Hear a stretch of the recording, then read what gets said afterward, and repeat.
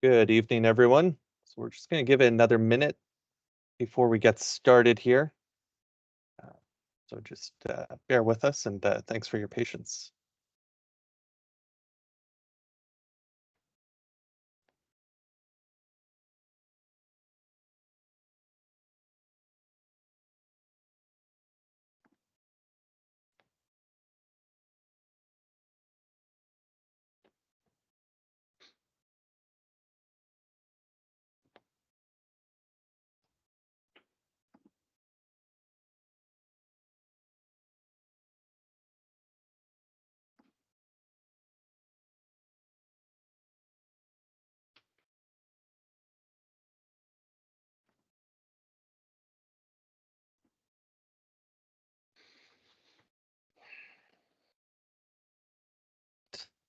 And just a reminder, if you can stay muted unless you are speaking, just for all the presenters on the line there. I know we have a number of folks joining us this evening, so just to try and keep it quiet for everybody participating.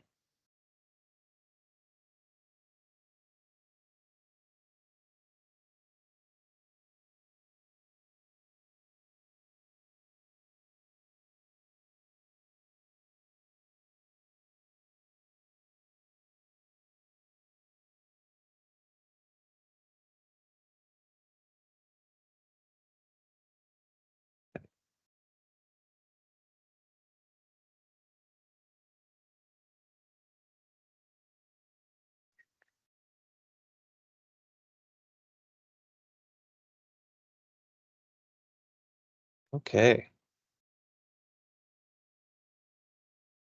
welcome everyone. Just double checking that we have all the presenters present here.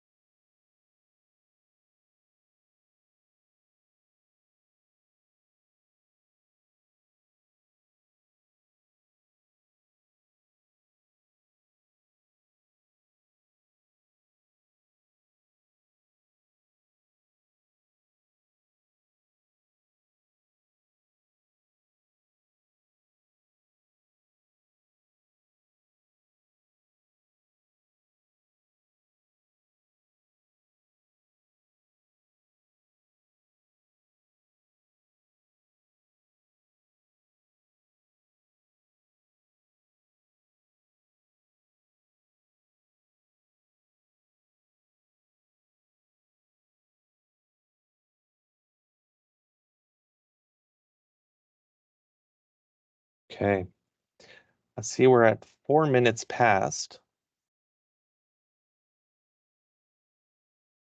So I'm going to look at getting us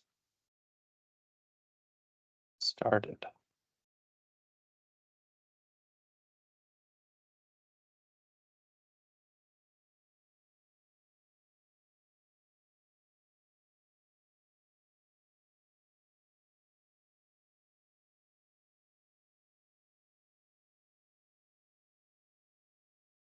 Okay.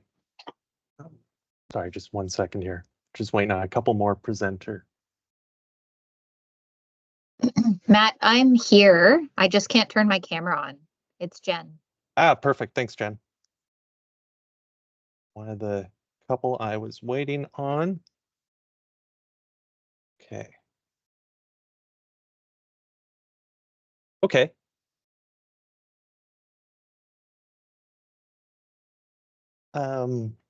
Sorry, just one moment here. Missing a couple folks. Okay, well, let's get this started. We're 5 minutes past. So thank you everyone for taking the time to join today. I had welcomed a couple folks from the Salaha First Nation Indian Band. However, I don't know if they are online. Ida Mary, are you online? If so, I can pass the floor to you.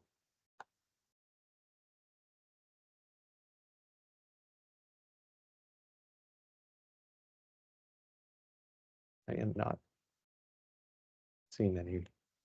No. Okay. All right. Well, with that, I'm going to go ahead and get started then. My name's Matt Antrite, and I'm representing the Ministry of Emergency Management and Climate Readiness within the province of BC. Our role at EMCR is to ensure we have a disaster resilient British Columbia, which includes supporting communities, regional districts, and local governments, as well as coordinating activities to support recovery at the provincial level. As you're well aware, last year we experienced wildfires on record across our province. This was something that has left a devastating impact on our land and our lives. Tonight, we are here to present the results of a comprehensive post-wildfire natural hazard risk assessment that's been conducted in response to the Downton Lake wildfire. Wildfires, especially those of the size and scale that we saw in 2023, can change the soil, vegetation, watercourse, and other natural features of the area. These assessments, which were commissioned by the Ministry of Forest, evaluate the potential natural hazards, such as rock slides, debris flow, or flooding that may occur after a wildfire. They identify areas of increased risk and provide recommendation for further assessment and mitigation. Our objective this evening is to share the results of this geotechnical assessment with the community so that households can understand the risks that have been identified and take the necessary steps to ensure the long-term safety of their property.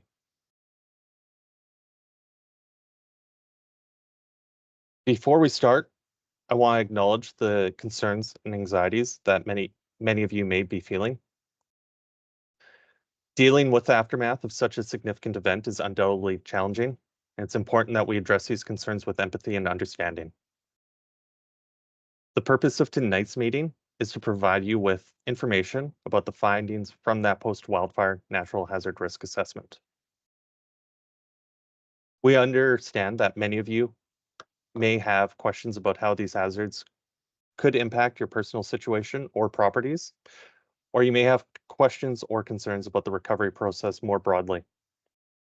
While we will have a Q&A session following the presentation, we want to let you know that we'll be unable to provide specific answers to questions about individual properties or circumstances this evening. If you do have questions or concerns about your specific circumstance or about recovery from the wildfires more broadly, please use the contact information on the screen. This contact information will also be included in the Q&A screen.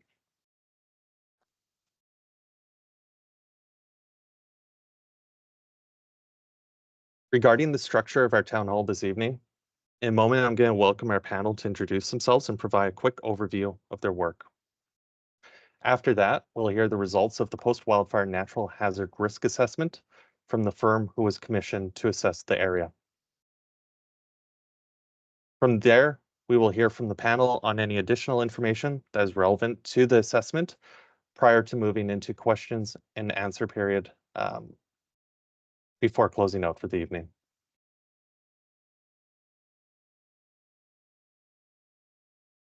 As noted, the purpose of this evening will only be able to answer questions about the post-wildfire natural hazard risk assessment. We understand that not having your questions answered may be frustrating, but we ask that everyone participates respectfully through this portion of the town hall. If you have a question regarding the hazard risk assessment, you can place it in the Q&A part of your screen, and we'll be able to show you what that looks like in a moment here. Our team will be monitoring the Q&A throughout the session, and we'll do our best to answer questions that are submitted within that section there. As these meetings will be recorded, please do not include any personal information in these questions. This is to ensure your own privacy. Chris, can I ask you to walk through the Q&A function? Yeah, you bet. So this is just a quick little overview of how to use the Q&As, just to make sure everyone's able to participate. So right now, what you should be seeing is the desktop or laptop user interface. You'll see right at the top here, the Q&A option button is right almost on the left side in the top bar. If you click that, it should open up the Q&A section. If you hit the chat, you'll notice that that chat screen will pop up, but you won't be able to enter any text. The text entry box is disabled. And that's just to keep things focused here and make sure that we can address questions for everybody. The Q&A section should look like this. If you're joining us on a laptop or desktop, you'll see a little section here. If you click into that, that's where the text box will be. Once you click into the question, you should see this larger expanded text box. And you'll also notice that we've enabled anonymous responses. So if you feel that you would prefer to have your name not attached to the question that you're asking, make sure that you check that toggle. You can see the difference between posting normally and then posting anonymously. The toggle is turned on here. So just make sure that that is turned on if you prefer to have your question asked anonymously. One note is you are able to respond to questions that are asked once they're published. Even if you're responding to an anonymous question, your response will be tied to your account. So just something to be aware of if you're planning on responding to questions. We'll move on to the mobile view. So if you're joining us from mobile, this is what the Q&A screen should look like. Again, you'll have a little text box there, and right at the bottom, you'll see the option for turning on or off anonymous responses. So just make sure that if you're planning to be wanting to be anonymous, make sure that you have the proper box checked. And then we'll, if you have any issues with audio, if you prefer to participate taking in closed captioning, there is automatically transcribed audio from available in the meeting.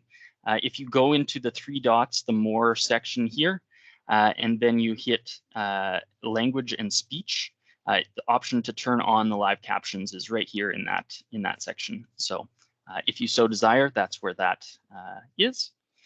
And if you're having any audio issues, there's a couple things that you can do. Number one is just try exiting the call and rejoining us. Hopefully that will address anything, any weirdness that's happening. Additionally, you can, again, in that more options section, there is a section in there for settings, and then it's device settings. And that should pop up this screen here where you can kind of see your options for sound and that kind of thing. Just make sure that you have the proper output set up and that you have sound going through there. And yeah, that should be it. Hope to see some good questions.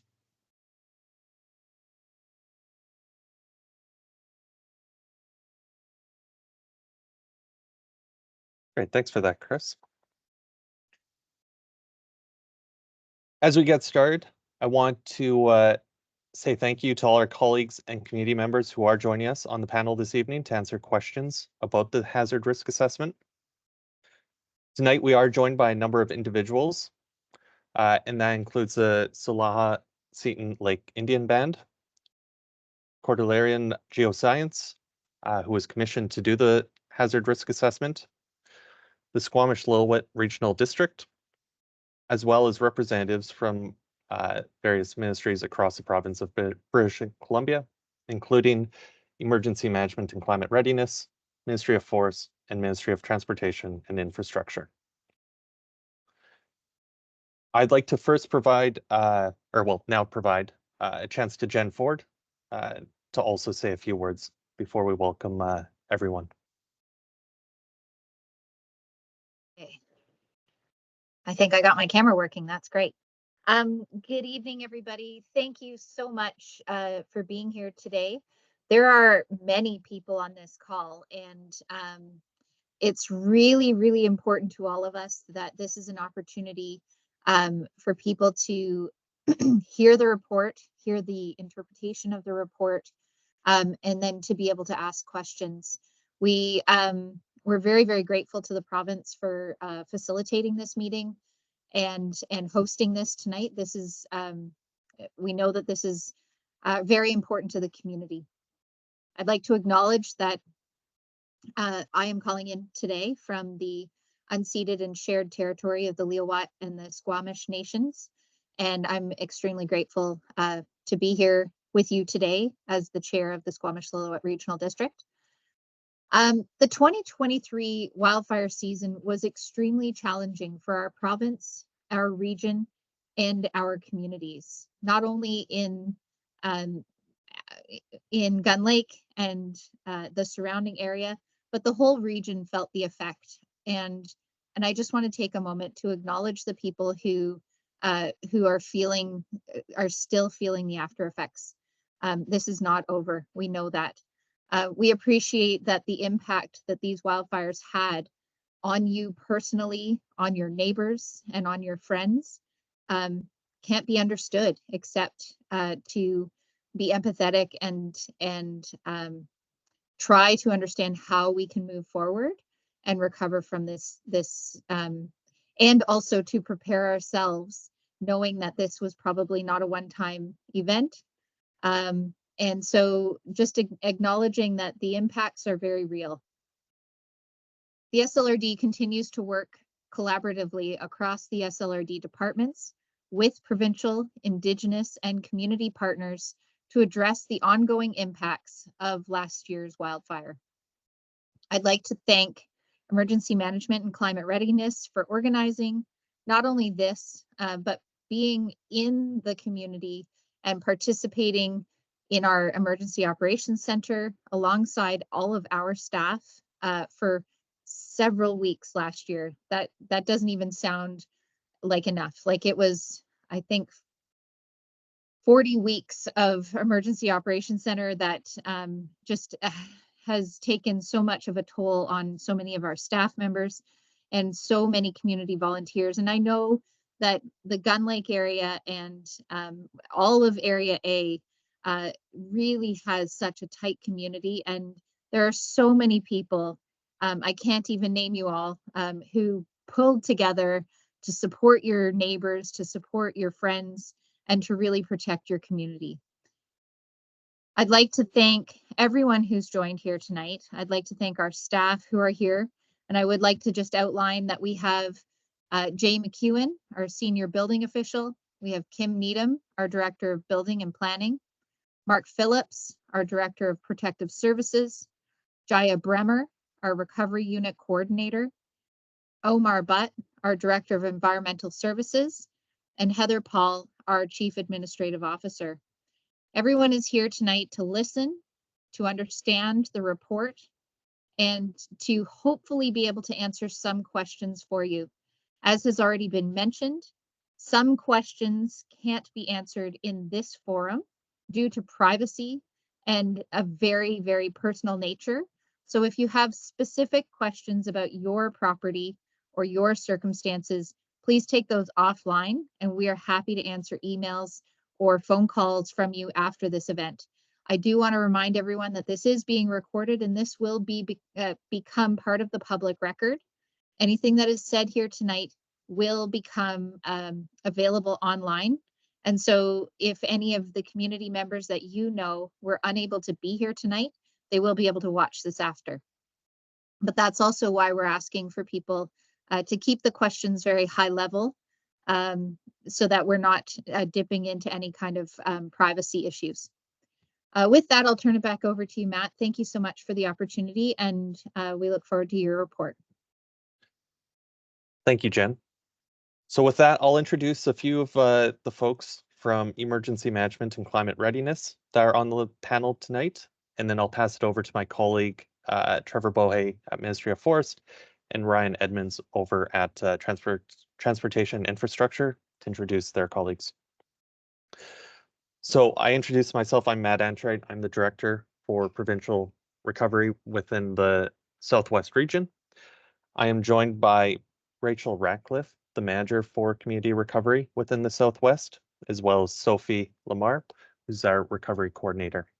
I also have Christopher Jones joining as the support with the tech this evening, and Jeff Grass, the Executive Director for Operations within the 2023 Surge team.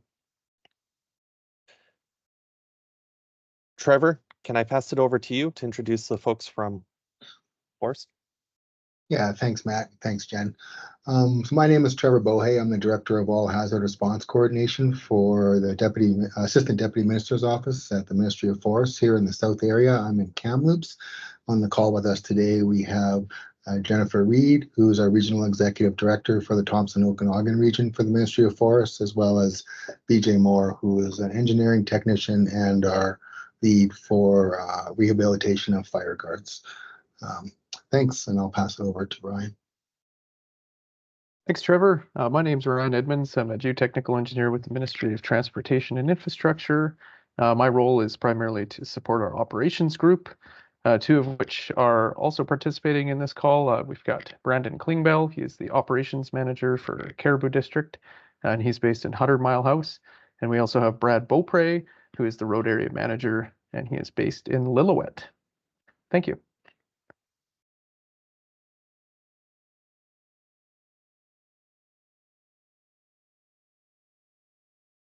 Matt, I you're think- muted. Yeah, there we go.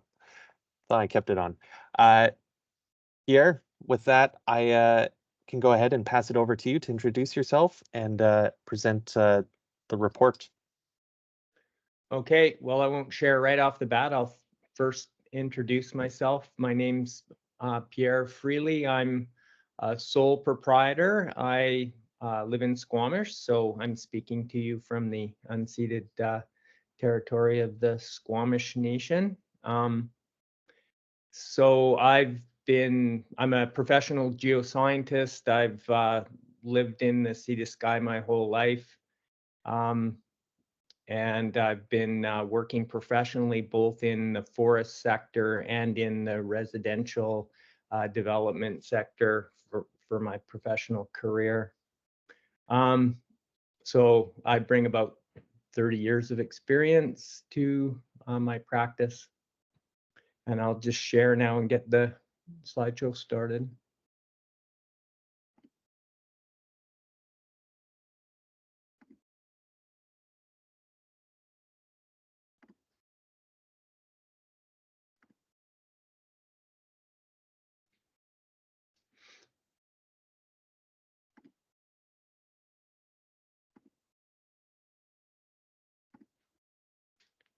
Okay, does everybody see that screen with the presentation?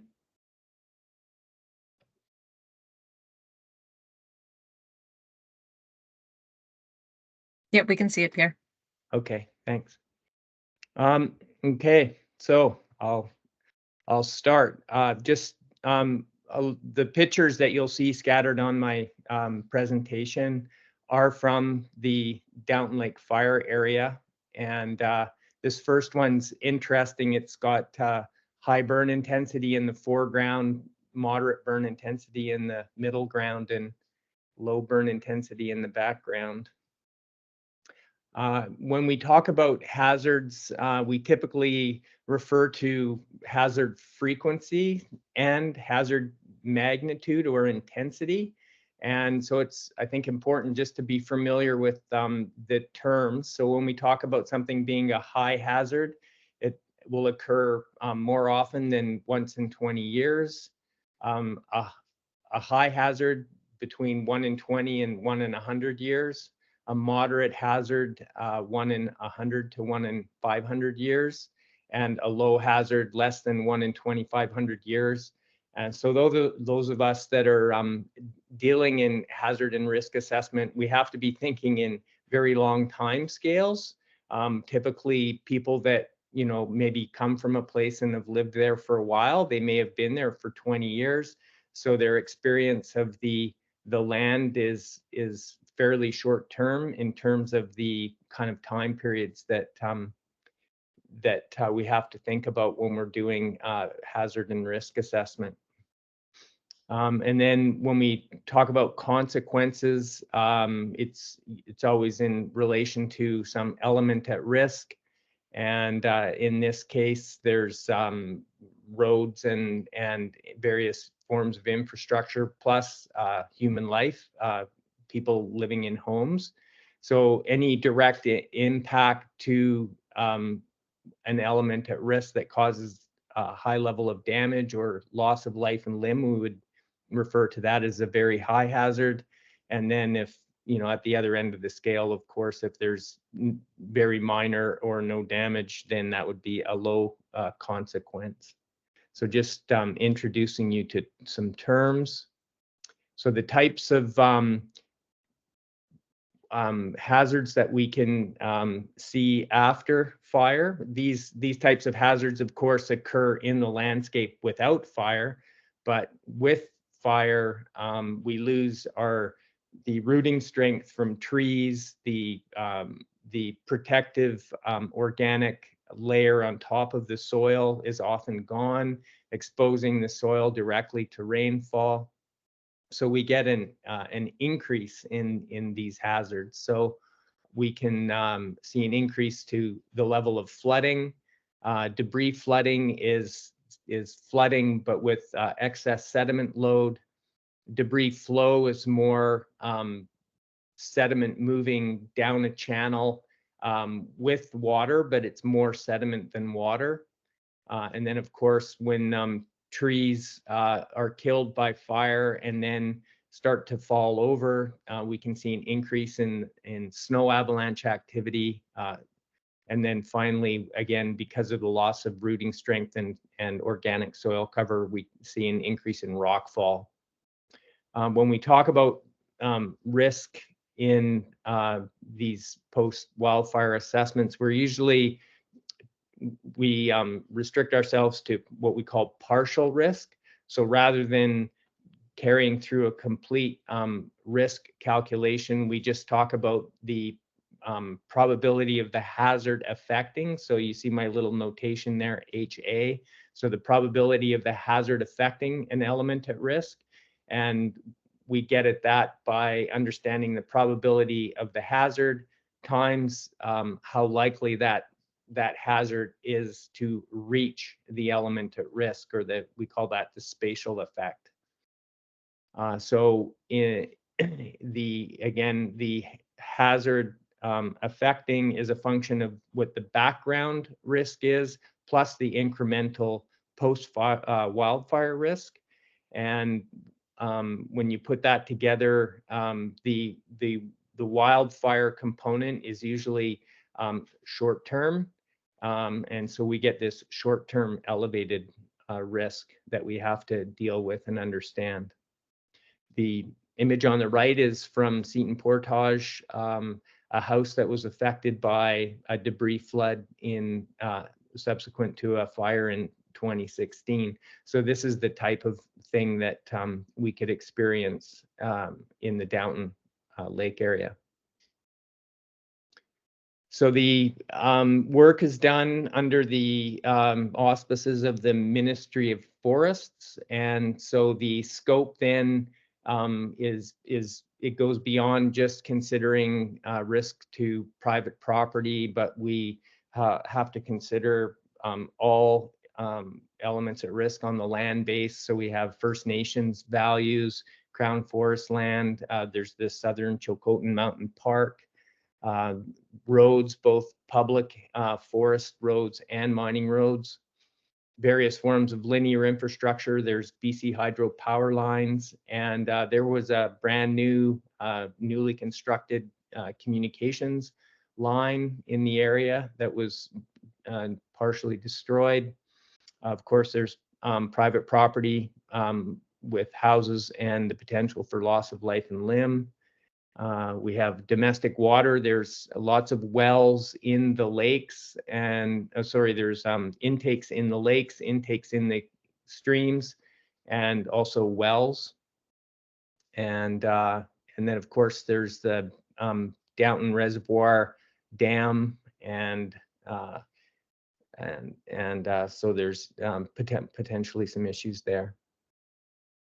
So the setting, the Gun Creek fires or Downton Lake fires outlined in red there. It's pretty much nested within the Gun Creek watershed. So the Gun Creek watershed's got an area of 585 kilometers. The Downton fire had an area of 100 kilometers. So that makes up about 17% of the Gun Creek watershed area. A portion of the fire, of course, is above the Downton Reservoir, which is just outside the Gun Creek watershed. So this is focusing in on the fire boundary and just introducing the sort of methodology and field work that we followed. So again, the fire boundaries in red, and versions of this map will appear multiple times in the talk. So the fire boundary in red, and then I have these heavy black lines. Those are what I referred to as landscape units. So there's so we're breaking up the terrain in terms of areas that are affected by particular slope aspects. So there's a landscape unit above the Downton Reservoir on the south there. Then there's landscape units above the west shoreline of Gun Lake. There's landscape unit above the southern side of the Slim Creek. This is Slim Creek, if you can see my cursor going there, this Slim Creek running into towards Gun Lake. So there's a landscape unit there. There's a landscape unit on the north side of the Slim FSR. And then there's terrain over here in the northeast along Gun Creek Road. And then Highway 40 going along the Carpenter Reservoir. There's steep slopes above that. So we've broken the landscape into landscape units. And then within each landscape unit, we can divide further. These black dashed lines, I'm showing sub-basins. So these are watersheds. And so when you break out the watersheds, then you end up often with these triangular units between the watersheds, and those we call face units. So at the mouth of many of the watersheds, there's these yellow polygons. Those are alluvial fans. And those are very important land forms, because that's where you know, the flooding, debris flooding and debris flows typically end up in effect. And that's also where those are gentle landforms where often there's housing established. And so any infrastructure on those fans is vulnerable to being affected by hazards. So the yellow, all these yellow features here, dots, those are areas where we did drip test assessments, looking for hydrophobic soils. And then there's some small turquoise dots. Those are just general observations where we're, say, looking at, you know, culverts along roads or anything like that, just observation sites. So we worked all along the Slim FSR and the slopes above, focused a lot on the slopes above the west side of Gun Lake, drove out along this road along the reservoir to look at the fans, and drove out along Gun Creek Road to check out what was going on there. And a little bit above here, above Highway 40.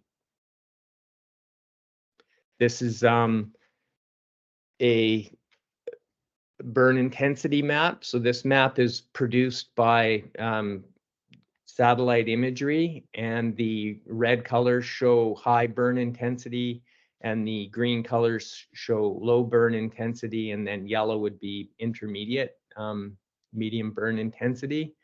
And the object of the field work is to do a number of tests to verify the quality of this mapping. And our results were pretty, probably 95% accurate, this map. So it was nice to have this supplied by the Ministry of Forests. The blue, the turquoise property boundaries here are properties that were burnt and suffered structure damage. This is just some photos from the area showing what the different burn intensities look like. So on the left, very high burn intensity, all of the soil organic matter is completely burned off. And in many cases, much of the down wood on the ground is completely burned off, leaving these I call them ghost logs, all these white streaks where areas where there was large wood and then it's fully consumed, leaving just a ghost-like representation of its former self. Moderate burn intensity, you see most of the understory's gone, the organics are gone, but the crown isn't completely consumed, although it might be killed. And so then you end up with a lot of this needle drop afterwards, and you do see some green in the canopy in the distance there. And then on the right, that would be low burn intensity, where you haven't completely lost all the soil organic matter, and there's still understory. There's some green understory there. On the lower left is a fire break road. So that road was constructed during the event to try to create breaks to stop the fire from traveling along the ground. And this central one showing the live roots, that's kind of, it's nice to see, even though there is very high burn intensity, when you dig down even just a few centimeters, you expose live roots. And what we noticed in September, just, the fire hadn't really even cooled down at that point. You see green shoots coming up. So there's life in the ground. And, next summer, we should see a lot of understory coming back. On the right, just showing what a drip test looks like. You clean off the ash and expose the mineral soil, and then use a water dropper and drop a few drops onto the soil surface, and then time up to 40 seconds to a minute to see how quickly the water penetrates. And in this image, you can see there's two droplets that are just sitting there on the surface long after a minute, and one of the drops had soaked in fairly quickly. So there's evidence there of hydrophobic soils. And hydrophobic soils are sort of a typical consequence of high and moderate burn intensities. And it's important because if the water can't penetrate into the ground, it'll run off on the surface. And then as it travels on the surface, it can start to incorporate the mineral sediment, and then it bulks up. The water will entrain more and more sediment, and then that's what produces our debris floods and debris flows. And this is sort of an example of the typical drip test we would do. We would scrape out the ash layer down into the surface of the mineral soil, lay out a tape, and then put water droplet every 10 centimeters, and then wait for 40 seconds. And then after 40 seconds, tabulate how many drops were sitting on the surface versus how many sunk in. And then just do the ratio to get how much hydrophobicity is present there. So the blue ones are where the water stayed on the surface, and red would be where it sunk in, and then you can get the ratio. Now this is slope, topographic slope, and that's important because where you have gentle ground, you're not going to generate hazardous conditions, whereas when you're in steeper terrain, you will possibly see these hazardous conditions develop. So in the northeast around Gun Creek Road, you can see the landscape is white, so it's gentle terrain, less than 30% slope. So even though there was some fire affected properties in that area, there's really not steep slopes, and there's very little concern about post wildfire hazard. You contrast that with the southwest part of the landscape, and the black and the red and orange colors indicate steeper terrain. And so above the Downton Reservoir, it's very steep. Above the southwest shoreline of Gun Lake, it's quite steep.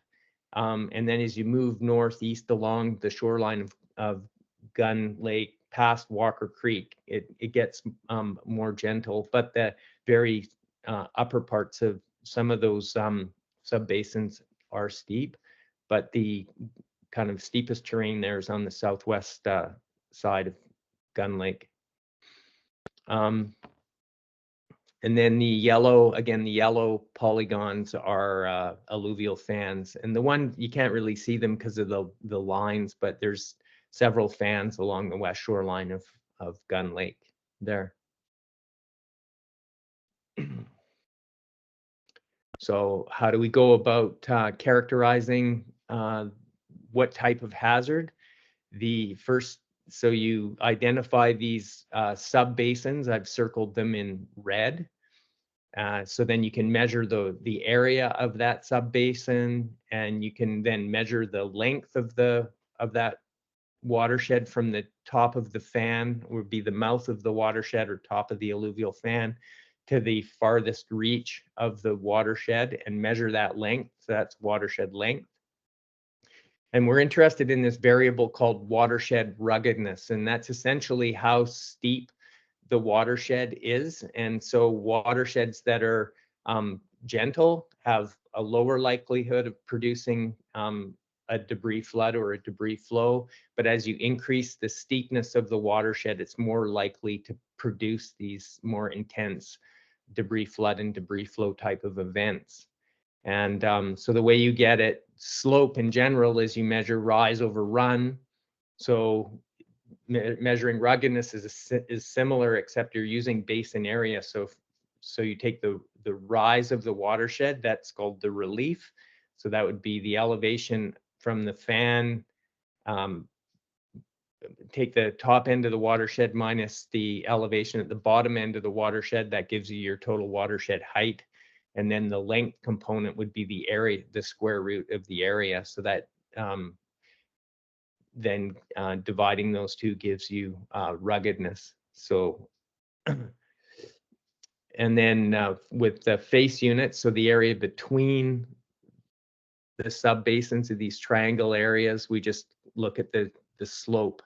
And here I've shown the slope. And in many cases, the slope here along Gun Lake is relatively gentle, and there is a nice mid-slope bench. But when you look at the ruggedness of the watersheds, they're actually quite steep, giving these larger values close to 1. So you take this information and you plot it on a diagram, and this diagram just comes from the literature. So you've got watershed length on this axis and the ruggedness value on the x-axis. And when you plot all your subbasins, the red dots, they fall into various domains. And again, the south west side of Gun Lake, which I've called landscape unit 3, plots in this debris flow to debris flood domain. The northwest side of Gun Lake is landscape unit 5. It plots more in the debris flood domain, and Walker Creek here is landscape unit 4. It plots in the debris flood flow domain as well. So we can expect, so this is irregardless of whether or not there's a fire. That's just the characteristic of this watershed, the process type that we would expect from it. So then we can plot that information in just color codes on this map of the area. So again, along the west side of Gun Lake, we've typically got watersheds that are prone to debris flood, debris flow processes, or debris flow processes. Same with the shoreline along the reservoir. Moving over to Gun Creek area, or the Gun Creek Road area, typically just lower intensity like debris flood basins. Similarly, the larger basins along the slim FSR, except for these smaller steep basins along the lower end of the FSR. And then along, say, Highway 40, there's a couple of basins we could break out, but mostly it's just open slopes along the FSR there. Along Highway 40. So this is, so I've talked about how to classify the basins to the typical hazard that might issue from that basin. But the other thing we need to know is how frequently that might occur. And really there's the only way to get at that is to do some test pitting work. And so this is work that I had done on Walker Creek in 2015. And so on the right-hand side here, there's 4 examples of test pits. These test pits are dug by a backhoe to depths of 3 to 4 meters. And what you can see in the test pits is there's layers, there's soil. You sort of see different colors and textures. And so each layer represents an event. The strong white layer here is the Bridge River ash. And you can see that the Bridge River ash is then buried by several meters of material. So what kind of information do we get from this? We know that the ashfall came down 2,400 years ago. The other thing is there's soil horizons that have been buried by subsequent events. If we find any organics from these soil horizons, we can radiocarbon that material and get an age from that. The other important thing we get here is unit thickness. So we can see if this ruler stick is a couple meters long, then we have unit thicknesses here of anywhere from 30 centimeters to 50 centimeters to approaching a meter, but not quite. So that tells us something about how intense these events are. When they come down, they're generally not thicker than a meter. They're not several meters thick. So it helps us appreciate maybe how destructive they would be. And then when you know how, because we have like the pumice, we know it's 2,400 years old, and we have like 3 or 4 events above that, it gives us a good handle on what the return frequency is of these types of events. So on Walker Fan here, we've got land debris floods and debris flows coming down not more than sort of on average probably once every 1,000 years. So the frequency, the background frequency is low, but with the fire we can expect that frequency to bump up. So it'll be in the short term, maybe we can expect something to be triggered by weather, but on long-term average, the frequencies are quite low. So then when you put together the hazard type, the slope, the frequency, all that information, you kind of compile that together, then you produce this final map, which is the post-wildfire hazard. It's what we expect. And I've indicated that, you know, it's typically thought of as being a short-term thing, and that is because of this notion of soil hydrophobicity. Usually that hydrophobic soil condition takes 3 to 5 years to kind of gradually wear off and come out of the soil. And I've been told that the more, if you have like a pretty good snowpack in a given winter, that might do more to kind of cleanse the soil of that hydrophobicity. But if you have a poor snowpack year, maybe it'll persist longer. And I think we probably had a poor snow. Well, we did have a poor snowpack year, so we can expect this hydrophobicity issue to carry on a bit. I put 100 years in question marks. The other thing here is when the function of forests on the landscape is you have a root mat that anchors the soil, and if you kill all the trees, then the roots gradually rot out. That process takes a few years, and then as the strength of those roots, we call that root cohesion. As you lose your root cohesion, then the binding strength diminishes, and we can start to see erosion and landslide events because of that. And then it can take upwards of 100 years to develop a mature stand with large functional roots that then reestablishes that root cohesion. So often in the literature, you'll read that these wildfire effects last up to 5 years, but really with almost complete loss of forest stand, you might see that risk last for a somewhat longer until the forest reestablishes itself.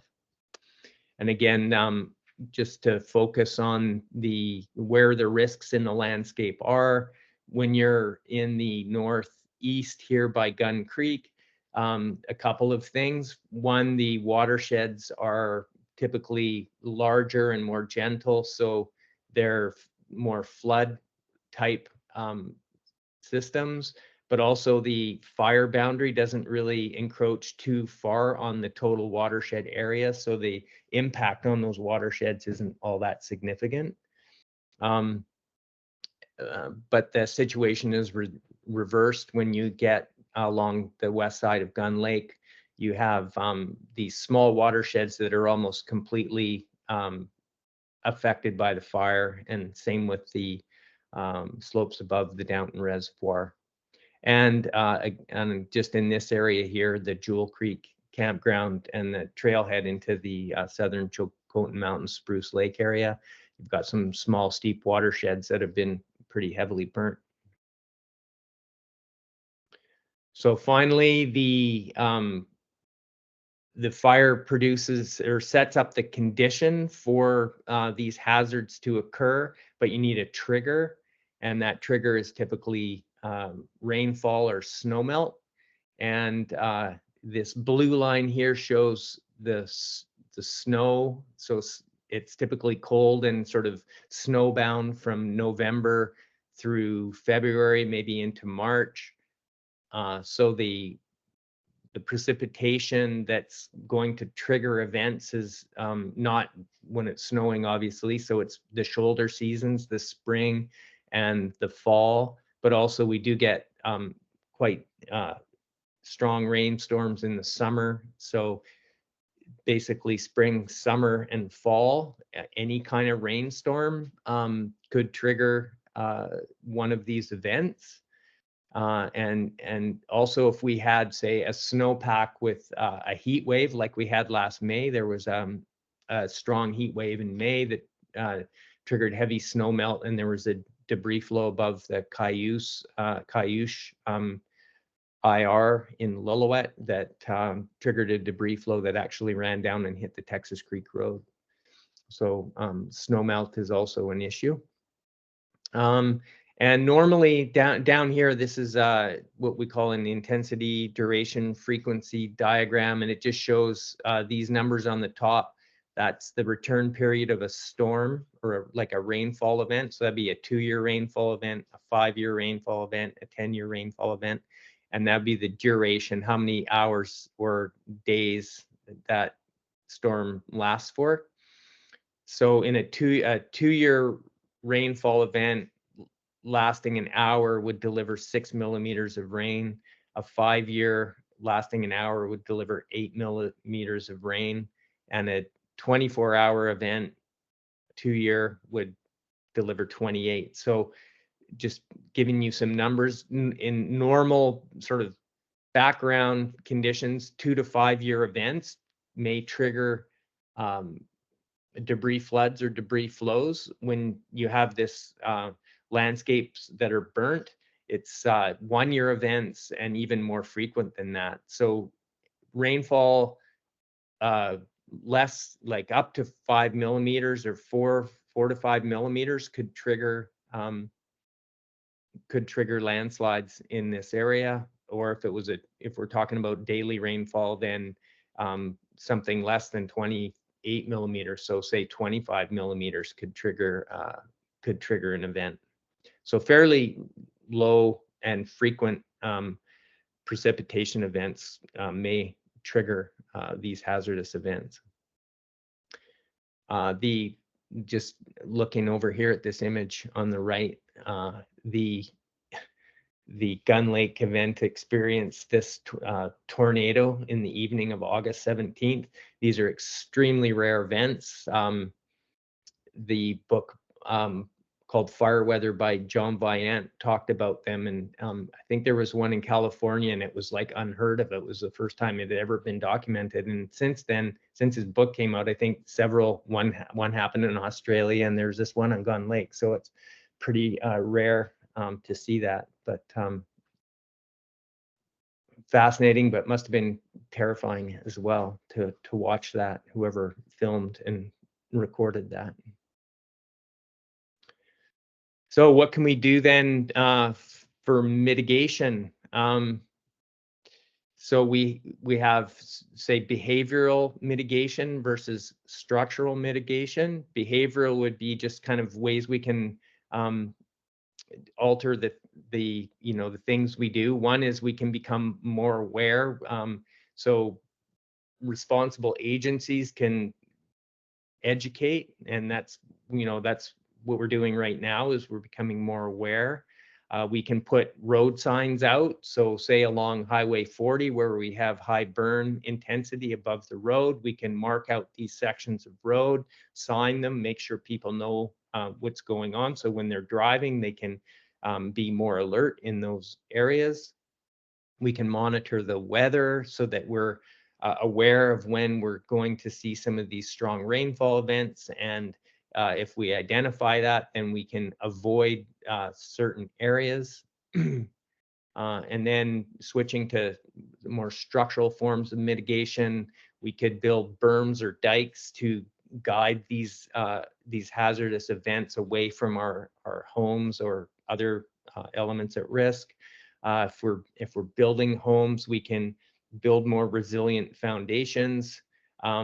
If we're considering what we can do at the watershed scale, we could do mulching treatments on the land to cover up all that loose mineral soil, try to protect it from direct rainfall.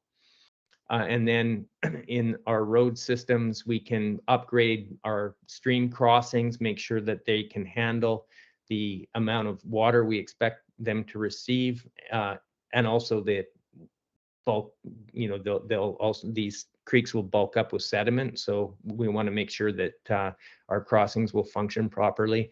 And then the image on the right here shows tension cracks in the foreground.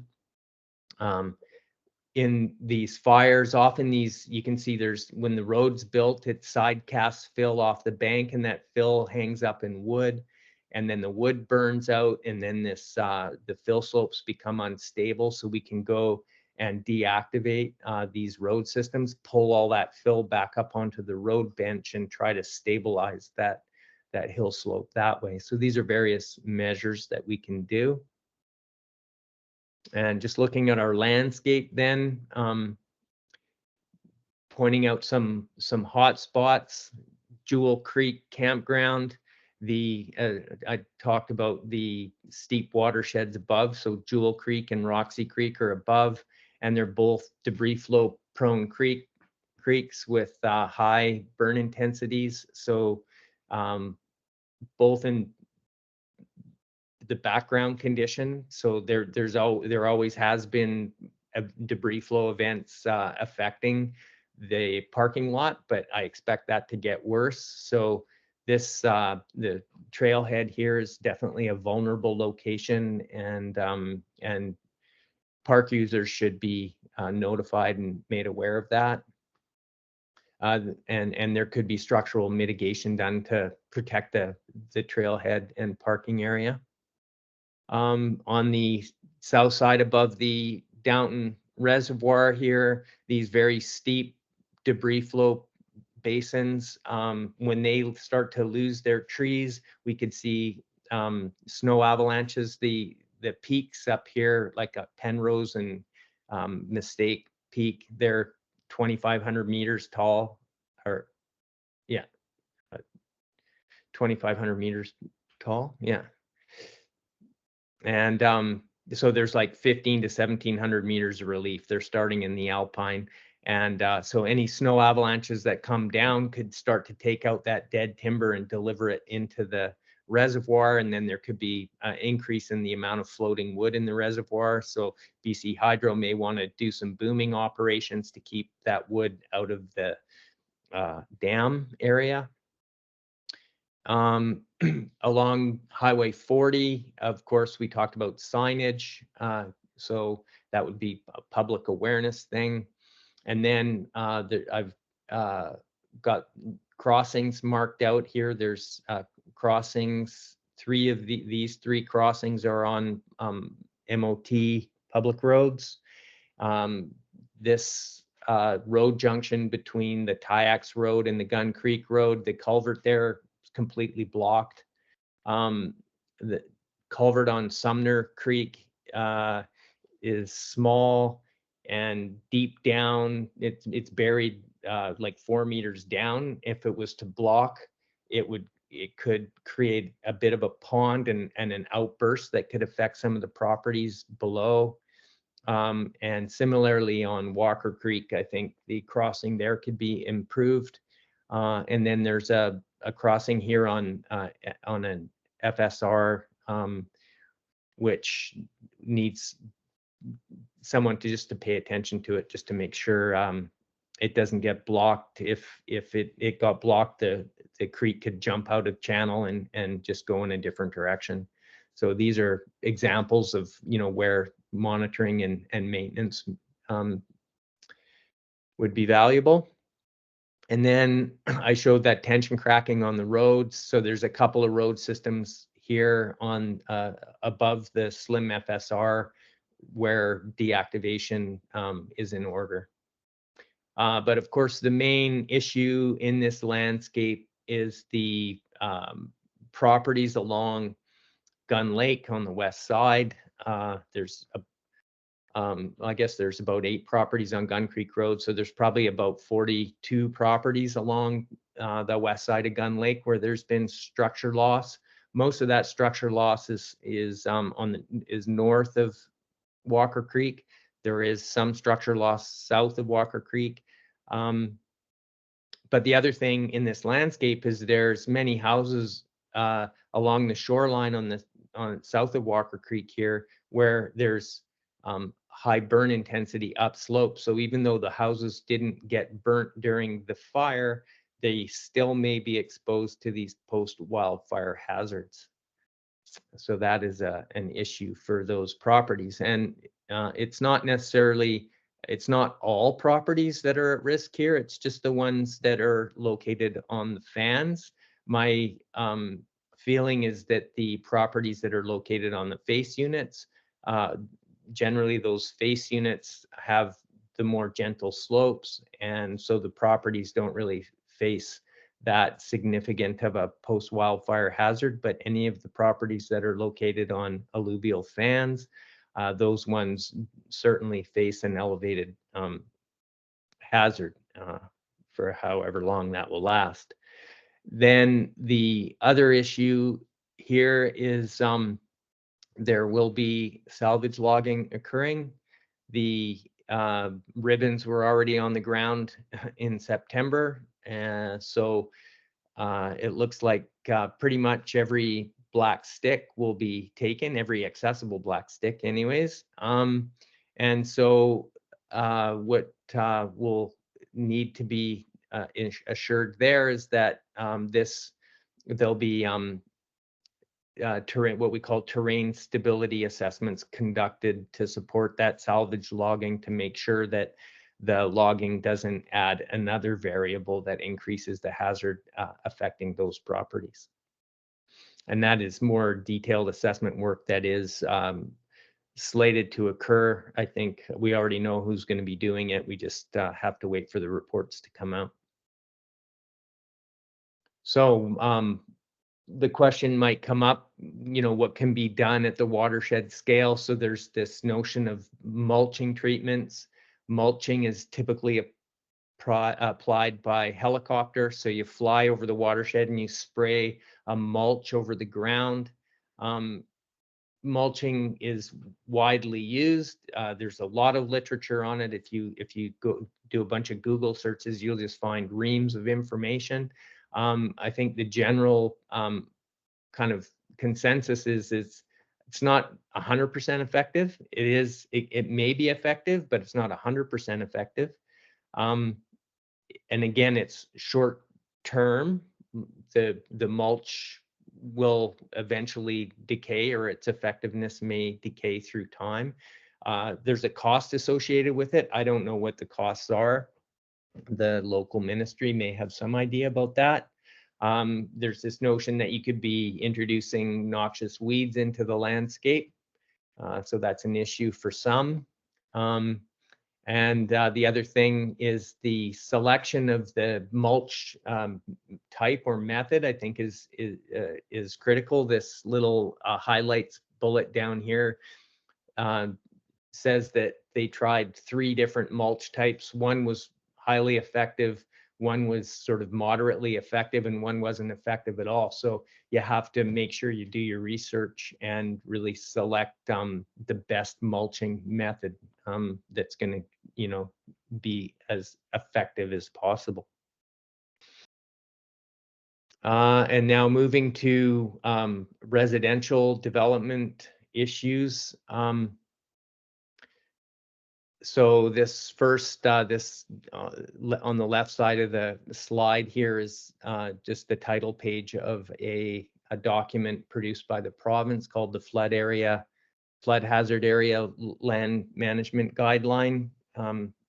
So this document is a policy document for flood hazard that gets incorporated into local government guidance. And it's got a section that discusses development on alluvial fans. And the general wisdom is development on fans is discouraged. Why? Because they can be hazardous. But we do recognize that they're often the best places to build because they're often gentle and smooth and good soils to work with. So alluvial fans are typically, even though it's discouraged, given that settlement's been occurring since the early 1900s when we didn't think about these things too much. There is established properties and homes on alluvial fans, and so we kind of have to deal with the situation as we find it. So there's different sort of measures that we may apply, regulatory issues. We can sort of study the fans, as I've shown in that one example on Walker Creek. We can identify safe building sites or safer building sites, and then we can make our buildings more resilient by lifting the habitable space and putting resilient foundations. And then we may build on or off-site structural protection.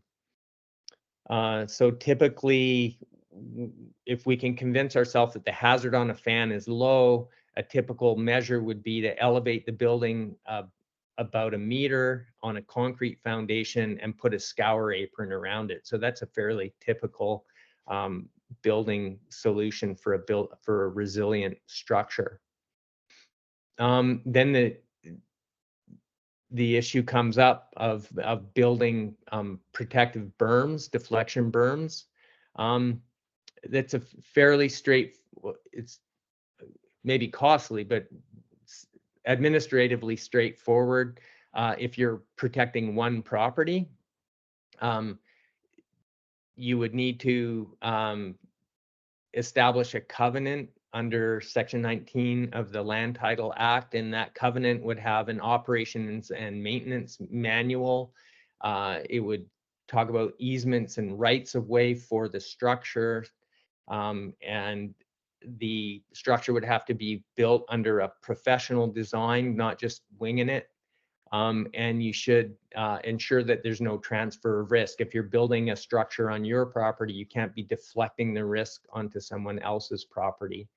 But all this work is done on one property for the benefit of that property without transferring the risk. So it's kind of it's easy to manage that administratively. Whereas if you're trying to build berms that protect multiple properties, then it becomes a government issue, and it then requires approval from the inspector of dikes, and you have to get various other permitting and so on. So it becomes a more complicated affair.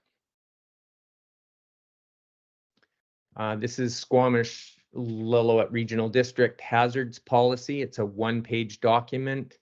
And the first thing they mention is that the local government will not fund structural mitigation. This isn't because they're mean-spirited, it's more because it's a very expensive undertaking, and it really is the purview of the province. At least that's the position of the local government. So they just don't have the means to be building structural mitigation in all the areas where it's required. But they do have the ability to require a hazard assessment report from landowners if those landowners are requesting building permits. And that authority comes from different acts of legislation. For example, the Community Charter Section 56 governs the issuance of building permits, and that act states that where the building inspector perceives a hazard, they have the authority to request a report from a qualified professional, and that report, after it's gone through all its rationale and everything, must conclude that the land may be used safely for the use intended. So the approving officer looks for that wording, and if the professional feels they can make that statement, then you will get your building permit. The problem is that the SLRD and the province, nobody has defined what they mean by safe. So because there's no government that's defined what is safe in this case, then we have to look to other areas to understand what is meant by that. So the back in 1993, the Fraser Valley Regional District came up with a really nice hazard policy, and that's been adopted by the Fraser Valley Regional District, but professionals have been looking to it to use it in other jurisdictions as well. So I'm often referring to it, and I've used it in the context of different property developments in the Squamish-Lillooet Regional District in the past. So you'll see these, the idea here is that you have different, these are hazards. The row, first of all, there's different hazard types: debris flood, stream avulsion, rock fall, debris flow slide, small scale landslip. And then there's these different hazard frequencies that event might occur at that particular site. And depending on the hazard, there's a different tolerance. So the numbers refer to tolerance, and the tolerance or the management response is just written down here below. So if it's a green color, it's approvable. So for instance, if it's a debris flood and it occurs less than 1 in 500, then it's approvable for reconstruction and new building. Whereas if it occurs more frequently than 1 in 500, then some kind of management response would be approval with siting conditions, protective works, or a covenant on the title. So anything in orange, it requires some kind of measure, whereas if it falls into, if it's a very highly, if it's a high hazard, and the management response is in the red, then it's basically not approvable. I would suggest that most of what we see along Gun Lake is in this orange zone. It's not just approvable outright. It's not approvable. It's you should be applying some kind of mitigation measure to make sure the homes that you build are resilient. And that, again, that's on these alluvial fan situations, not so much on the slopes below face units. And then finally, if asked to write a report, a qualified professional has guidance from their association. So this is the latest guidance document for landslide assessments in British Columbia. And it contains something called Appendix B, which defines level of effort. So that's how much effort we need to go into investigating the landscape and the site to figure out what the hazard is. And so if you're putting a lot of people at risk, you have to go into a greater level of effort. If you're only putting a few people or small numbers of people at risk, then the level of effort is less. And the level of effort relates to how deep in time we need to take that assessment. Like the Walker Creek pits that I showed, I had radiocarbon dates from the base of those pits that took me back about 7,000 years. So I'm getting an understanding of what's happened over 7,000 years of time at that site. And you can't always get that, but you can try, or you should be trying. So when you're looking at building one home, and there's a potential for a loss of life, so you're on that potential does exist on an alluvial fan, then you're in this level of effort category 1, and you should be looking for a time depth of about 1,000 years. So you have to invest some effort in kind of getting that understanding of the landscape, and that would typically involve test pitting, some sort of subsurface examination. The trees, often people just kind of look at the standing forest and go, oh, well, these trees are a few hundred years old, so nothing's happened in that length of time. That's not good enough. And also the forests are all burnt now anyways, so you can't really rely on that type of an observation. Okay, well, that's it for me. Thank you. Thank you, Pierre. So I've seen a number of questions that have been coming through during the presentation. I'll be starting to address those questions, but first I wanted to pass it over to Trevor, because I think there was a number of topics that Pierre discussed that we can touch on before we jump into a Q&A session, and I hope that addresses some of those questions. Trevor? Yeah, there were. Thank you, Matt, and thanks, Pierre, for that, and thanks for your well-considered study. Yeah, there were a few questions on salvage logging and tree planting, and so I just wanted to generally state, that salvage logging is done under the same considerations as modern logging. So it's the proponents and licensees have to consider the risk of their operation to the land base, and that could include risk to the terrain and risk regarding increasing the potential for debris flows or hazards in steep terrain. So I just want to assure everybody that salvage logging isn't sort of a free for all, sort of get all the wood that people can with little consideration for safety or the environment. It's still carefully considered.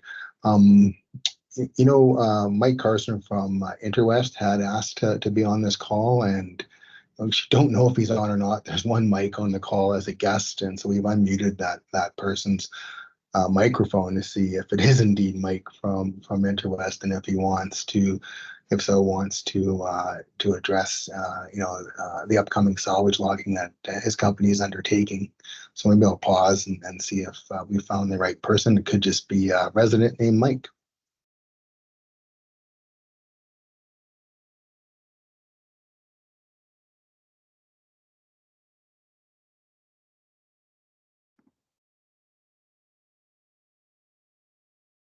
You might check if Travis is online. He might want to speak to that as well. Hello, can you hear me? Yeah. Yeah, it's Mike Carson from Interwest. So, yeah, I can speak to any questions that are coming forward for the development of the salvage harvesting, or whatever is needed there. Yeah, Mike, the questions are just sort of coming in written form, but I wonder if you might just talk briefly about your company's plans and any steps that you're taking to sort of mitigate the impact of the operation on, the already impacted land base. Yeah, sure. And just expanding on what Pierre had said, like specific site or site-specific train stability field assessments are definitely warranted in these areas, and yeah,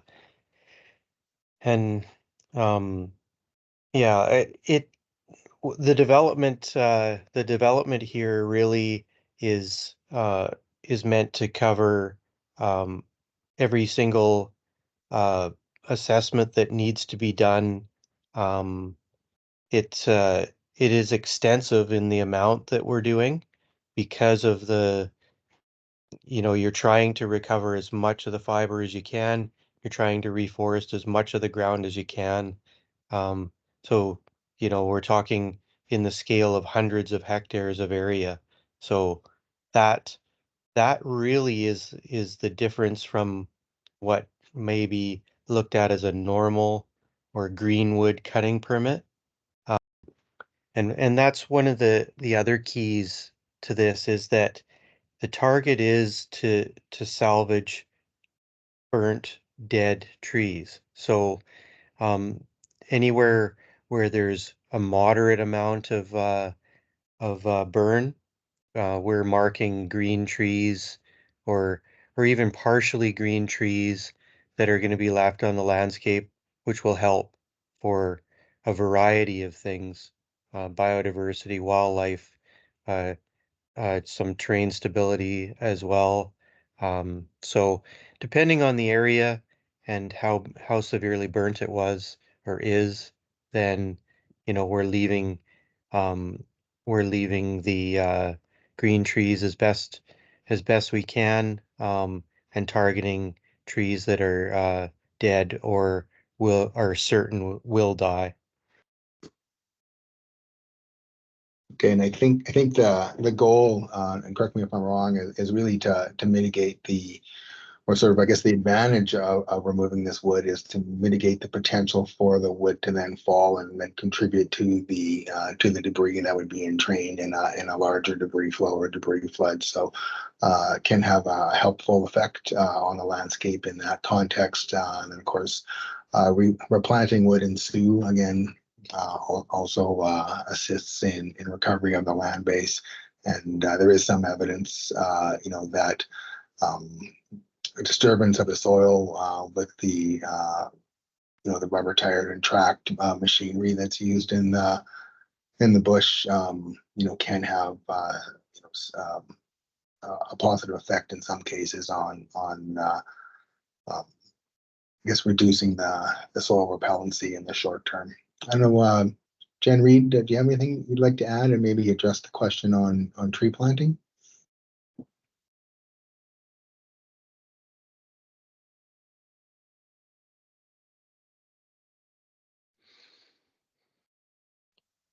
Yeah, if Jen can't speak to that or isn't on right now, I can speak to that as well in terms of what we're doing. And I think you're kind of driving toward a point of what we harvest in the next year or two is, fully the responsibility of Interwest Timber and the company that will hold the permits here. We manage Statlium Tribal Holdings, and that's a Lillooet area based First Nations company. So we're committed to obviously harvesting the area and reforesting that area that we're dealing with, and then the province outside of that in areas that aren't feasible to harvest are definitely looking at reforesting as much as they can in those areas. I couldn't say how many hectares exactly or how many trees exactly, but I know there's a definite commitment there from the province, which is good. So it's pretty well a good coordinated effort to get as many trees growing back in that area as quickly as possible.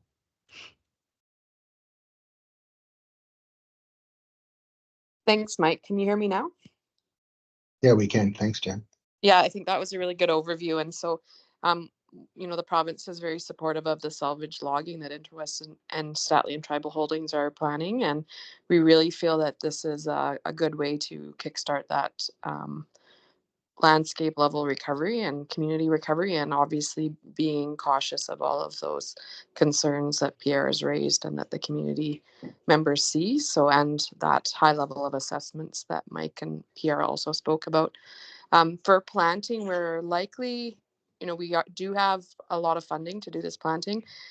We are somewhat limited, and it does take about 2 years to grow the trees. So we will have a team that has been working and will be doing some community engagement and working with Statlium to develop what that plan will look like. And then the trees will be sown and contracts will be put out. And then we would expect that probably to start in 2026 or 2027. And it may go for several years. And I expect we'll see a combination of restoration activities. So the rehab is very close to complete. And then, so the planting will occur on any burnt cut blocks.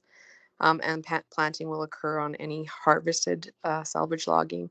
And then there will also be underplanting likely in areas that were not harvested, just to try to get them regrowing. We are looking at some possibilities in other areas about trying to use other species other than coniferous trees. So there's no promise there, but there is an opportunity to look at if there's some shrubs or local species that we could put back on the land base. And that gives us a little bit of an opportunity to do something a little bit different.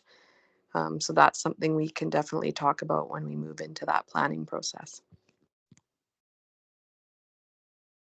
Okay, thanks, Jen. And I wanted to address a question from Area Director DeMar, who just asked if we can explain to the public how recommendations in the report will, be followed up on and sort of communicated to the public. So Matt's team oversees a community recovery table with people from the SLRD and the First Nations, and there's been talk of moving that over to as we start moving forward into land-based recovery, sort of spinning off a table, with that regard as well.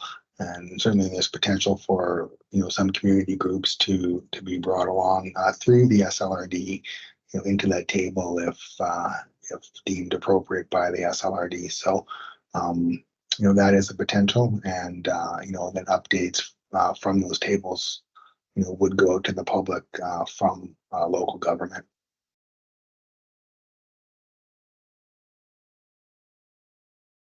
Great, thank you, Trevor. I also want to give an opportunity to Heather Paul, if you're able to unmute yourself.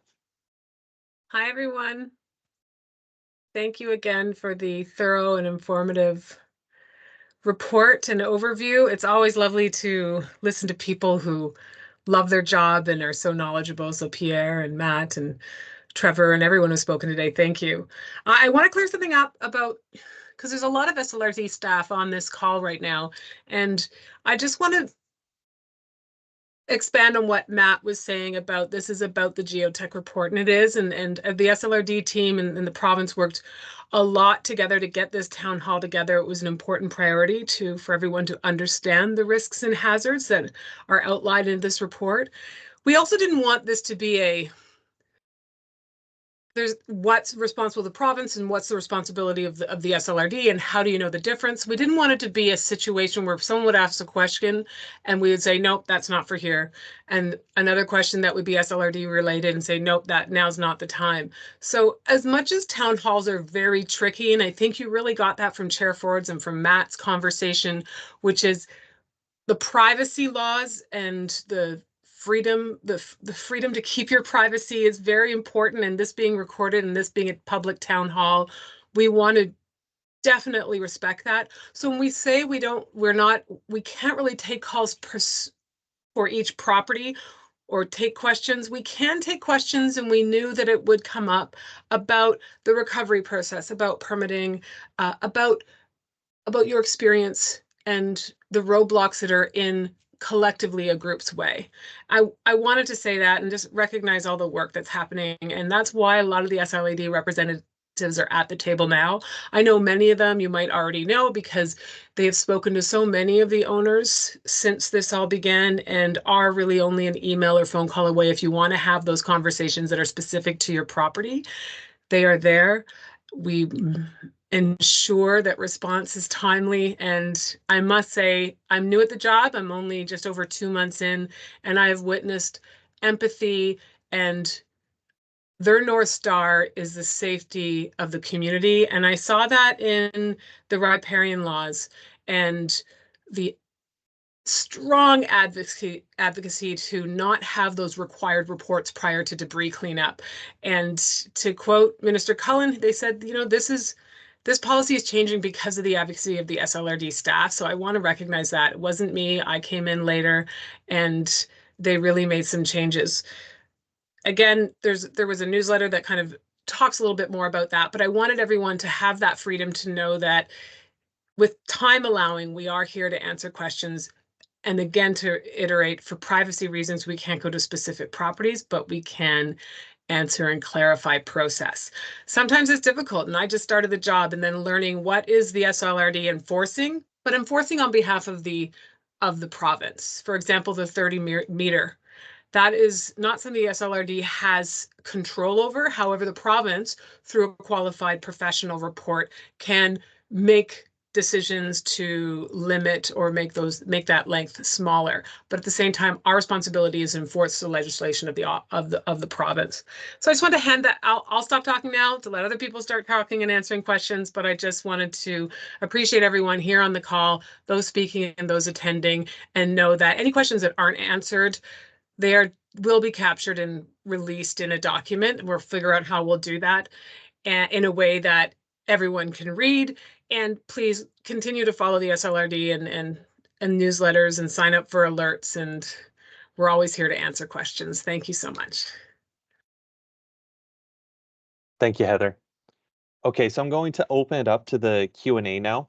I understand that there's a number of questions that have been asked. We'll try and get to as many as we can, but like Heather said, we are capturing all the questions that are coming through, and we will find a way to answer those in due course and make that available for all the participants here. So that was actually the first question. Are we able to keep a copy of the transcript? We won't have a transcript. However, we are recording this as you're all aware, and we will be posting that or have that posted on the SLRD website where the notice was as well, I believe. With that, I'm going to start jumping into some of the other questions. Again, apologies if I don't get to yours, but we'll see how many we're able to get through here. I'm just going through that.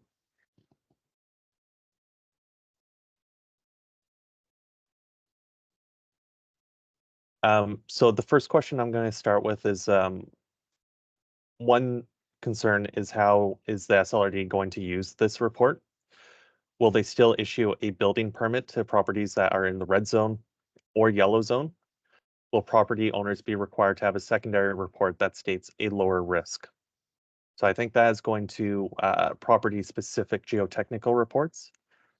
Heather, can I pass that over to you and the SLRD to take as the first question? Absolutely. And Kim Needham and Jay McEwen are here, and I'll pass it over to Jay, the senior building inspector. Hi, everybody. Pierre, thank you. That was really great. And Pierre, I feel like you answered this in the last couple slides of your report that all new development throughout the SLRD, we would regularly ask for a geoscientist or a geotechnical engineer's oversight through letters of assurance designed by the Building Safety and Standards branch in the BC Building Code. So with that, a geotechnical engineer or geoscientist would supply the homeowners with their opinions of the site-specific situation as it refers to ground bearing and geohazards that could present themselves on the property. So this is part and parcel as with any new development within the SLRD and not exclusive to Gun Lake or the properties affected by the post-wildfire hazards here.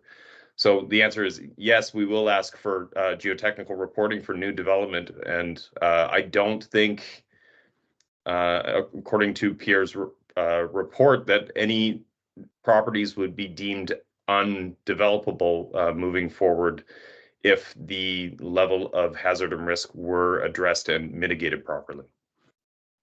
I hope that answers that question. Great, thank you, Jay. The next couple questions are on salvage logging and replanting on Crown land. I believe Trevor has already, Trevor, Mike Carson, as well as Jennifer Reed have already answered those questions. So I'm going to move to the next one. And this is the topic of rebuilding in the riparian zones, which needs to be addressed. There's a question if the SLRD will grandfather in location of the homes that were located within the zone. Somebody's including some particular information on a property. I can start with that. So the riparian guidance that has been released from the Ministry of Water Lands is only for debris removal, is not looking at rebuilding at this time. However, based on the discussions that SLRD initiated with Minister Cullen, and pushing through that new guidance on debris removal within the riparian area, we're still looking at what are the possibilities for rebuilding. And so those are discussions that still need to happen. And so unfortunately, we cannot provide a solid answer on that right now. However, we will continue to engage with the appropriate ministry partners and hopefully have an answer in the coming weeks here.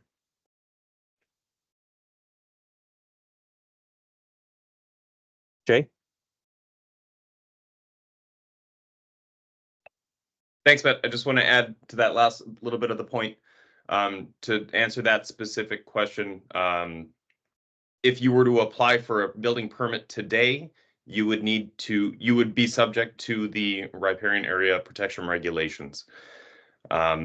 Within the regulation, there are formulas for your qualified environmental professional to follow and adhere, and a case to be made for undue hardship in case the land is undevelopable otherwise, if it needs to be developed within the setbacks of the SPIA and the riparian area regulation.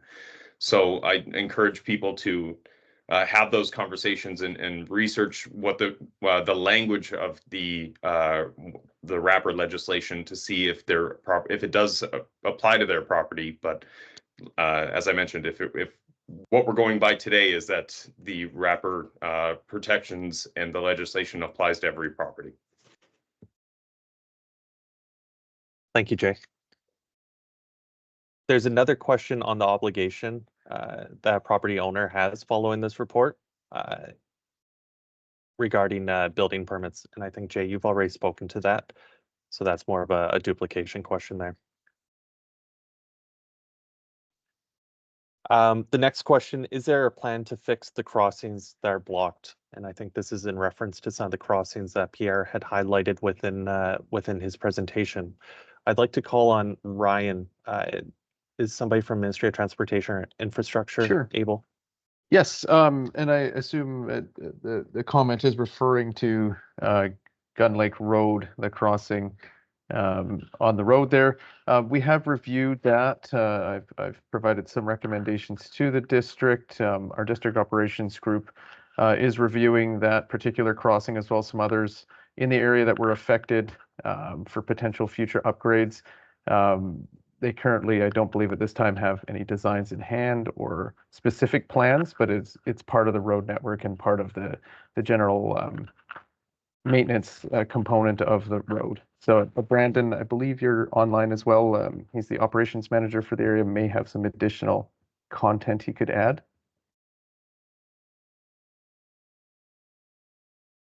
Not sure if he's able. And I guess one thing I'd like to preface as well, while there are obviously deficiencies in that crossing that Pierre identified in the report, there are a number of other crossings on other roads adjacent to that are in similar condition and probably could use repairs as well. So it is a large matter of the ministry looking at all crossings on all the road network and prioritizing on an as-needed basis. So that particular crossing may not be of higher priority than some others that are currently on the list for upgrades.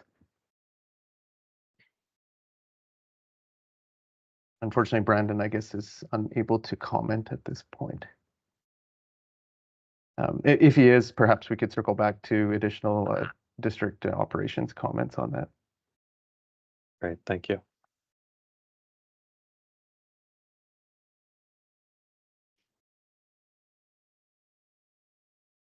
Okay, sorry, I'm just going through the questions here. I'm trying to start at the bottom. But Jay, I saw you had your hand up there. Sorry, Matt. You're doing great. We skipped over that last question, but it actually this person raises a question that we haven't addressed yet. The obligation of property owner has, following the report, if existing buildings are intact and no building permits are required. So, and a property that didn't suffer loss and doesn't have any damage. As far as SORD bylaws are concerned, there you don't have any obligation except for to yourself and your safety. So if you have any questions about mitigated measures that you'd like to do on your property, if you are affected or if you feel like you're affected, please feel free to reach out to the SORD's building department. We can happy to help you along with suggestions or requirements as far as the building code is concerned, or what your zoning would allow you to do. But as far as being obligated to move forward with any measures, that the SORD doesn't enforce anything on an existing property that isn't subject to any permits. Sorry, thanks, man. Yeah, no worries, and apologies. There's a number of questions that we're trying to work our way through here. Can I add to that last one? Yes, please go ahead, Pierre. Yeah, so there, if a landowner feels at risk, then they can seek professional advice. So then they would go to a QP and they can basically contract a report, and that could be a kind of a simple opinion, or it could get more detailed, like the example I showed at Walker Lake. So that's the approach there, is to get somebody who is qualified to do the work to provide that opinion. So that's an avenue, as well as talking to the building inspector and the SLRD for what you're allowed to do. You can also just get some assurance from a professional about what the risks really are.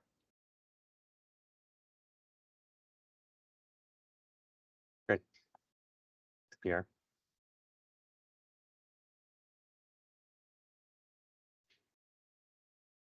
There was a question on the repairing assessments. So we understand that, a number of folks did go ahead and apply and receive that riparian permit.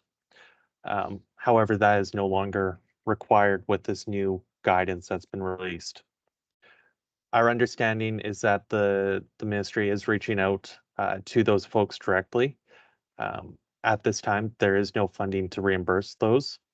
However, we are looking at what other options are available. And so we will be having that direct reach out.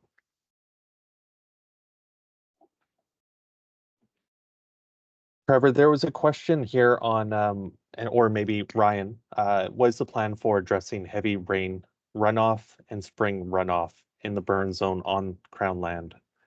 I don't know if either Trevor or Ryan are able to talk to that. Yeah, maybe just from an MOTI perspective, I can add some content there.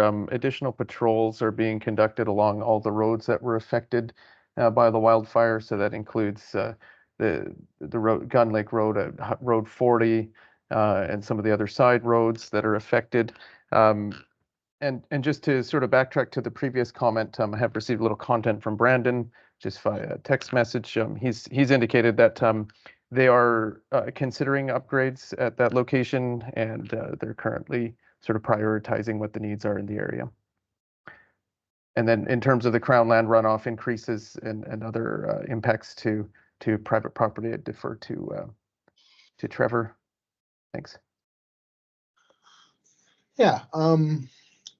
One of the things that could be accomplished, and we've had some discussions internally about it is the potential to establish weather-based early warning systems. The possibility exists. It doesn't always work well. There's a great potential for false positives, and the more often that happens, the more people are inclined to ignore the warnings that come out from local government. And that's particularly troublesome in areas that are kind of almost a rainforest sort of ecology where we do get frequent rain. But we've had some presentations from professionals on the potential for weather-based early warning systems, and those are things that are being considered in conjunction with local governments, and not just for this fire but others as well. Can I add to this point? Please. Yes, please. So the province, just as a matter of standard practice, issues rainfall warnings. And so people should just pay attention to the forecasts issued by the government. And those warnings typically come out for on the coast anyways, for rainfall amounts of daily rainfall of like 50 millimeters. So yeah, pay attention to provincial forecasts, and if it's going to be really raining hard, you might decide not to, visit your cabin at Gun Lake that weekend. The other thing is with respect to forestry operations, typically when they're conducting logging operations, they follow what are called operational shutdown procedures, and that's both to keep the operational staff safe, but it's also to prevent harvesting operations from triggering a landslide. So I would expect that they'll be monitoring during operations, they'll be monitoring rainfall and conducting shutdowns when required by observed rainfall amounts. And so that will, as I said, protect the operations staff, but help to prevent any landslides from being triggered. And so that is something that benefits the residents as well, because they're downslope of those operations.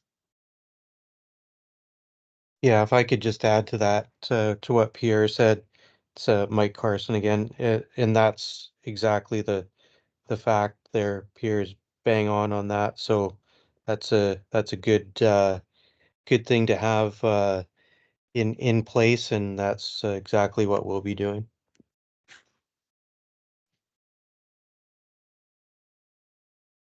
Great, thank you. Trevor, there was another comment on the report and the resolution. Is there a high resolution version available?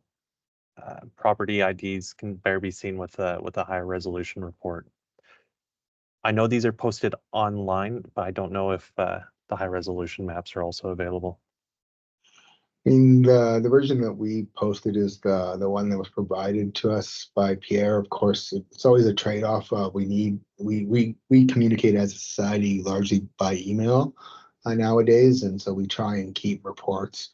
We try and say under 10 meg, but around under 20 if possible. So yeah, it's likely that Pierre was required to sort of shrink the size of his images just to make the document emailable.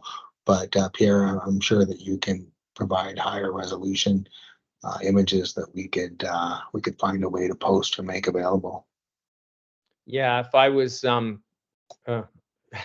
my email's kind of out there, so if people want to approach me and request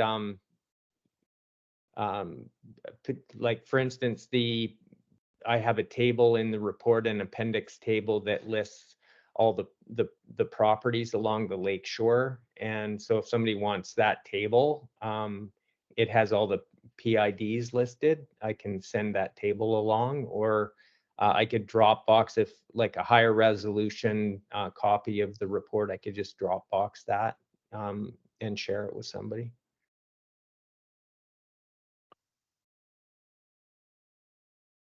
Great, thank you.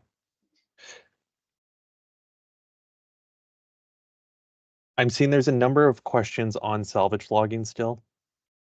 I think we summarize those and we can include a more informed written answer in the coming days.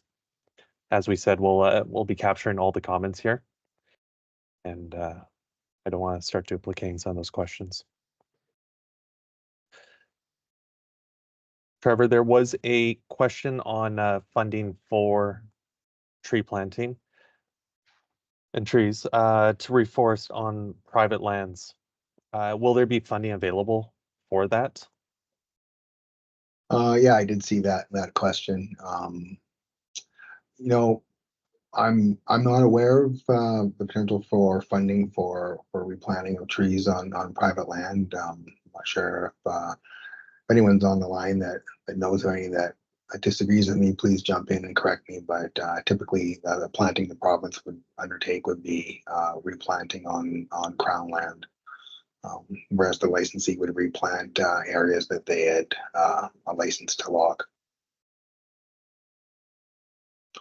There are some groups that have funding under the federal 2 billion tree program, and it is mostly done in partnerships with First Nations. So people can contact the district. We can try to connect you with someone.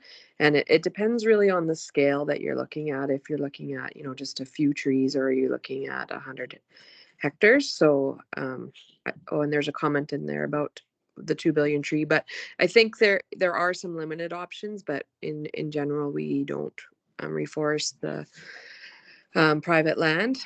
In the past, we have done things where there's a community tree planting program, and we'll a licensee or the ministry will donate some boxes of trees, and there's things like that we can maybe do to be creative. And I think, Jen, when you said to contact the district, you meant the forest district and not the regional district, correct? Yes, sorry about that. Yes. And so that's the Cascades Forest District in Merritt. I have a question. Does Split Rock offer available stock? Split Rock is a First Nations service in Lillooet that they grow trees and shrubs and so on, all native stock for reclamation purposes. Yeah, that might be a great opportunity to work with Split Rock and find some sort of partnership, Pierre. I don't know the details of what they have, but they also I think have some other species that aren't grown in a lot of places. So some opportunities there.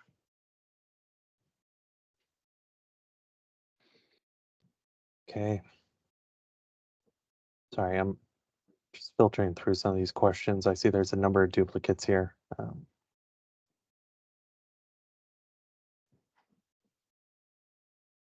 There was a rather direct question, and I don't know if anybody on the line is able to answer it, but can RVs be placed on properties deemed high risk? RVs, was that the question? RVs.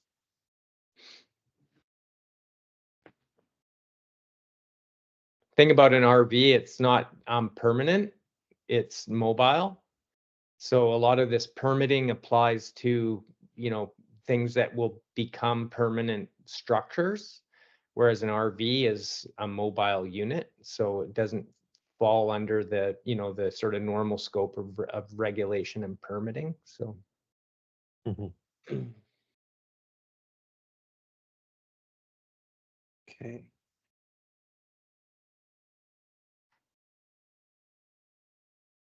I'm just one moment here.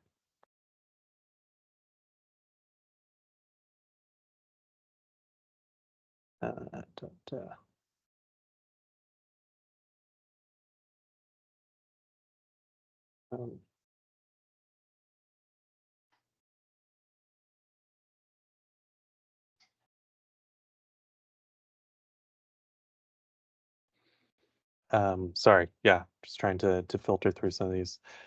Matt, Yeah. there's two that I'm seeing right now that the SLRD could Absolutely, yeah. address. If they're published, then please. They're published, yeah. Yeah. Yeah. So one of them is, and I'll probably ask Jay to expand on this. Why does the SLRD keep referring to this as new builds? We are trying to rebuild and get back what we lost, not enhance what we previously had. And I'll let Jay expand on this, but as I understand, at the place that we're at with this devastating loss of property, the current legislation applies. And so something structure according to the BC building codes and other legislation is taking place, and those laws need to be followed. Jay, did I capture that? And you can probably go into much better detail than me. Sorry for that. It's a fairly I don't actually super understand what the context of the question. So I mean, the user who asked that question, please feel free to send an email to the building official email at the SLRD, and I'm happy to explain anything further. I'm sorry, I don't super understand that. It could really go in a couple of different directions. I understand that people are trying to rebuild. In technical terms, we would call anything that's going to be happening on the properties that suffered damage new construction, because we'll be using new materials. But if you need some more clarity or have any questions specific to building or rebuilding, please reach out directly. I'm more than happy to help. I'll add to that. I mentioned in one of my slides, so you can go, I don't have my slide deck up, but in that CAVE document, the Fraser Valley Regional District hazard policy document that I showed in one of my slides, the one with all the colors, there they, in their policy, so that's not SLRD's policy document, but in the FVRD, Fraser Valley Regional District, they differentiate between reconstruction, new build, subdivision, rezoning. So these are all different levels of development. And reconstruction, they might be slightly more tolerant of the background hazard. So they might not let you build a new house, but if the house was destroyed, they may let you rebuild on the existing footprint. So that's a policy matter, and every regional district, every local government will have their own way of dealing with that particular issue. And so it ends up, if SLRD doesn't have policy around that, it becomes a point of discussion.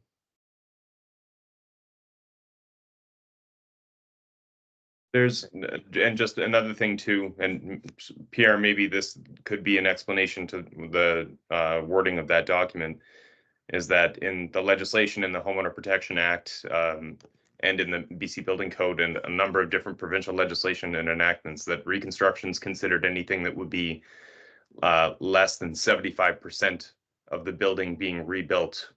And that's what they would consider that threshold, whereas anything further than that, it would be considered a new building for the purposes of legislation and for explicitly the Homeowner Protection Act.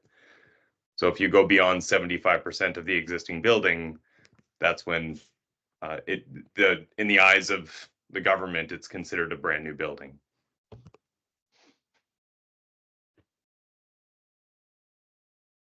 Great. Thanks, Jay. We are at 7:01. There are a ton of questions in here that I do not think we're going to get through this evening. As Heather mentioned, I think it's important for us to address a lot of these questions. And so what I would like to commit to doing with partnership from everyone here on the call, as well as SLRD, is to come back with a what we heard document, really capture some of these questions and make sure that we have answers, or we plan to have answers for as many questions as we can have. We'll post that along with the recording of this event, and we'll commit to coming back to you with that document. So I did want to thank everyone for their participation this evening, and I recognize that, you know, there are a lot of strong emotions attached to this, and rightly so. And I don't want to lose sight of these comments or questions, so we will be coming back to you with an answer. Heather, did you want to say anything before we? Happy to. Yeah, happy to. I want to thank everyone who contributed to this call, including all the comments. They'll all be collected and replied to. I do want to address one comment that was published that wasn't addressed, which is, why isn't the SLRD talking collectively to all 56 people who lost their property in a group discussion? And it's a good question, and it's a valid question. At the moment, what we've been doing is triaging, prioritizing advocacy to the province for change, prioritizing individual conversations with the owners for their individual issues and helping them through the process, and looking at how we can best communicate using the tools that are most effective, but also tools that are safest to use, that don't compromise privacy. It is a little bit trickier with the town hall, and I'm not saying it's a bad idea. I'm saying that looking at the capacity while preparing right now, we have our Director of Protective Services and many of the staff on the call right now. They're preparing for what is being predicted as one of our most dangerous wildfire seasons. So at that time, the Ferris wheel feels like it's turning back up again, and it's also a priority. I'm not saying that we're not going to have a collective call like this that's specific for the people. I'm saying that we're looking at what's the best use of our time right now to get the information over to you and to have private one-on-one conversations to help you through the process. We're still going to keep listening. We're still going to read all the comments, those that are published and those that weren't published. We'll read them with the lens that understanding that I can't put myself in your shoes and I can't even imagine, but I want you to know that we try every day to do that in every scenario, whether it be the loss of structures for the Downton Lake fire, or whether it be flooding in the Squamish Valley. We try to imagine what the community would need and want from us and how we can affect change and how we can get out of the way and make policy that helps you. The thing is, policy sometimes takes time, and advocating for change sometimes takes time. We are putting more resources on our communications team, so we're hoping that's going to make a difference. And again, we'll respond to your questions and read them all with a lens of, we understand that we cannot imagine what you're going through, and emotions being shared is humanity and true. And we'll react to that too. in a positive way. So thank you. Thank you for that, Heather. Okay. Well, thank you everyone for taking the time this evening. As we said, we will be collecting these questions and we'll be coming back to you in the coming days. Thank you. Thanks, everyone. Thank you.